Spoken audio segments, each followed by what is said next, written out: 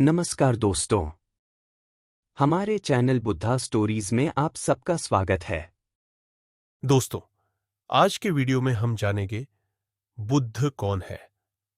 6 वर्षों के कठिन संघर्ष के बाद अपने 35वें वर्ष में तपस्वी गौतम ने किसी भी गुरु की सहायता और मार्गदर्शन के बिना और केवल अपने प्रयासों और ज्ञान पर भरोसा करते हुए सभी दुखों को मिटा दिया और अपने स्वयं के सहज ज्ञान से चीजों को वैसा ही महसूस किया जैसा वे है और एक बुद्ध बन गए, एक प्रबुद्ध या जागृत व्यक्ति।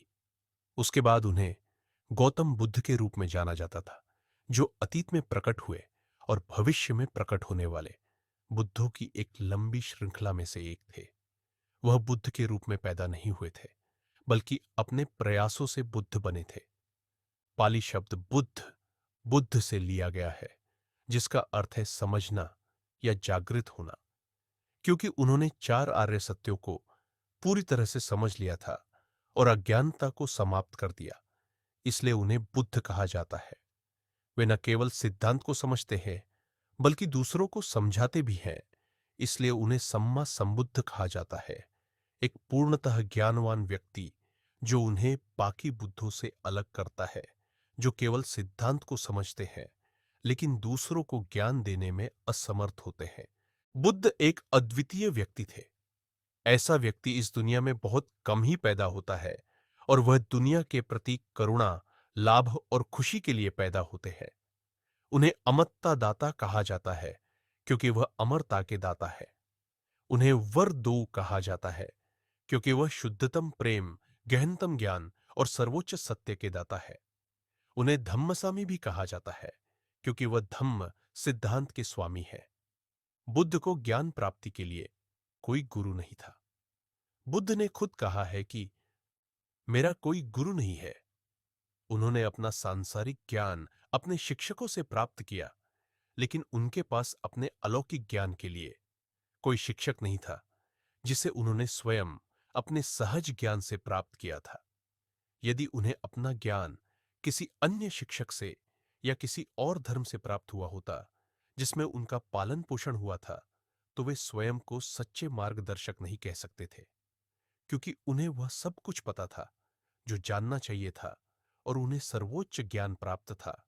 इसलिए उन्हें सर्वज्ञ कहा जाता है, यानी सब कुछ जानने वाला। यह अलौकिक ज्ञान उन्होंने अपने प्रयासों से अनगिनत जन्मों के बाद प्राप्त किया। एक बार बुद्ध का तेजस्वी रूप देखकर एक व्यक्ति उनके पास आया और उनसे प्रश्न किया, क्या आप एक देव हो? बुद्ध ने उत्तर दिया, नहीं, मैं देव नहीं हूं। तो आप एक गंधर्व हो? बुद्ध ने उत्तर दिया, नहीं, मैं गंधर्व नहीं हूं। फिर उस व्यक्ति ने प्रश्न किया, क्या आप यक्ष हो? बुद्ध ने उत्तर दिया, नहीं, मैं यक्ष नहीं हूं। तो क्या आप एक मनुष्य हो? नहीं, मैं मनुष्य भी नहीं हूं। उस व्यक्ति ने प्रश्न किया, कृपया करके बताइए कि आप कौन हो? बुद्ध ने उत्तर दिया कि उन्होंने उन लालसाओं, दुखों और दोषों को नष्ट कर दिया है जिनके वजह से देव, गंधर्व, यक्ष या मनुष्य के रूप में पुनर्जन्म लेना पड़ता है। अब किसी भी प्रकार की लालसा और मोह माया मुझे दुख नहीं दे सकती, इसलिए मैं बुद्ध हूं। बुद्ध किसी भी भगवान का अवतार या पुनर्जन्म होने का दावा नहीं करते हैं। जैसा कि बाकी धर्मों में दुष्टों का विनाश करने और धर्म की स्थापना करने के लिए भगवान बार बार विविध अवतारों में जन्म लेते हैं, बुद्ध के अनुसार कोई एक सर्वोच्च ईश्वर नहीं है जो मनुष्यों के भाग्य को नियंत्रित करता है और जिसके पास एक दिव्य शक्ति है जिससे वह समय समय पर मनुष्य के कल्याण के लिए पृथ्वी पर जन्म लेता है। बुद्ध ऐसी किसी भी शक्ति को नकारते हैं। न ही बुद्ध खुद को मसीहा कहते हैं, जो दूसरों का उद्धार करता है या दुखों से मुक्ति दिलाता है। बुद्ध अपने अनुयायियों को अपने उद्धार के लिए खुद पर निर्भर रहने के लिए प्रोत्साहित करते हैं, क्योंकि अच्छा और बुरा जीवन दोनों ही खुद पर निर्भर है। कोई व्यक्ति सीधे दूसरे का अच्छा या बुरा नहीं कर सकता।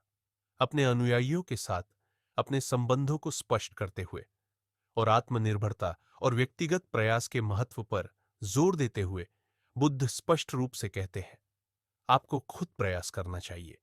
तथागत केवल शिक्षक है। बुद्ध केवल उस मार्ग और विधि की ओर इशारा करते हैं जिसके द्वारा उन्होंने स्वयं को दुख और मृत्यु से मुक्त किया और अपना अंतिम लक्ष्य प्राप्त किया। बुद्ध के बताए मार्ग पर चलने का निर्णय उन्होंने अनुयायियों पर छोड़ दिया। जो जीवन की बुराइयों से मुक्ति चाहते हैं वे इस मार्ग का अनुसरण कर सकते हैं। बुद्ध कहते हैं, सुख के लिए दूसरों पर निर्भर रहना नकारात्मक है, लेकिन स्वयं पर निर्भर रहना सकारात्मक है। दूसरों पर निर्भर रहने का अर्थ है अपने प्रयास का समर्पण करना। उन्होंने अत्तदीपो भव का संदेश दिया। इसका मतलब है अपना प्रकाश स्वयं बनो, यानी अपना मार्गदर्शक खुद बनो, किसी और पर निर्भर मत रहो। भगवान बुद्ध की यह शिक्षा प्रकाश की तरह सबको आगे बढ़ने की प्रेरणा देती है। बुद्ध द्वारा अपने अंतिम दिनों में कहे गए ये महत्वपूर्ण शब्द बहुत ही प्रभावशाली और प्रेरणादायक है।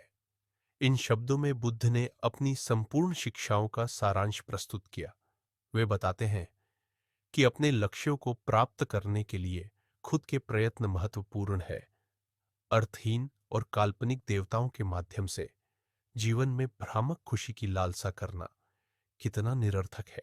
बुद्ध एक मनुष्य थे। मनुष्य के रूप में उनका जन्म हुआ, बुद्ध के रूप में वे जिए और बुद्ध के रूप में ही उनका जीवन समाप्त हुआ। मनुष्य होते हुए भी वे अपनी अनूठी विशेषताओं के कारण एक असाधारण व्यक्ति बन गए। बुद्ध ने अपने मनुष्य होने की बात पर जोर दिया और किसी को भी यह सोचने की कोई गुंजाइश नहीं छोड़ी कि बुद्ध एक अवतार है या कोई ईश्वर है। उनके बारे में कहा गया है कि कोई भी बुद्ध जितना ईश्वर विरोधी नहीं था और कोई भी इतना ईश्वर समान नहीं था। अपने समय में बुद्ध को निस्संदेह उनके अनुयायियों द्वारा अत्यधिक सम्मानित किया जाता था, लेकिन उन्होंने कभी भी खुद को किसी भी देवता का दर्जा नहीं दिया। दोस्तों, अगर वीडियो पसंद आया है तो लाइक और सब्सक्राइब करना न भूलें। धन्यवाद।